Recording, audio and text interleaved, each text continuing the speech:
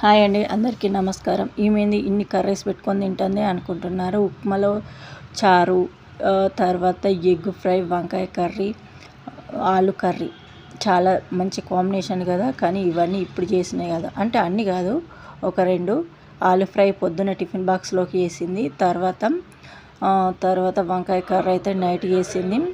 తర్వాత ఈ వంకాయ ఆలుగడ్డ చారు ఇప్పుడు వేసింది. వంకాయలోకి అసలు చారు పోసుకొని తింటే ఉంటుంది, సూపర్ టేస్ట్ ఉంటుంది, చాలా బాగుంటుంది. ఆలుగడ్డ కర్రీలో కూడా చారు పోసుకొని తింటే చాలా బాగుంటుంది అన్నంలోకి. ఫస్ట్ అయితే ఉప్మా తిన్నాను, తర్వాత ఇవన్నీ తిన్నాను. ఇవన్నీ తిన్న తర్వాత అందరు లావ్ అయిపోతుంది అంటారు. మనకేమో వేస్ట్ చేయబుద్ధి కాదు కదా, అందుకని అన్ని కడుపులో వేసేసుకుంటాం. తర్వాత చేసే వాళ్ళకే కదా తెలుస్తుంది వేస్ట్గా పోకూడదని, వేరే వాళ్ళకి తెలియదు కదా. ఇది కనుక మీకు నచ్చినట్లయితే లైక్, షేర్, సబ్స్క్రైబ్.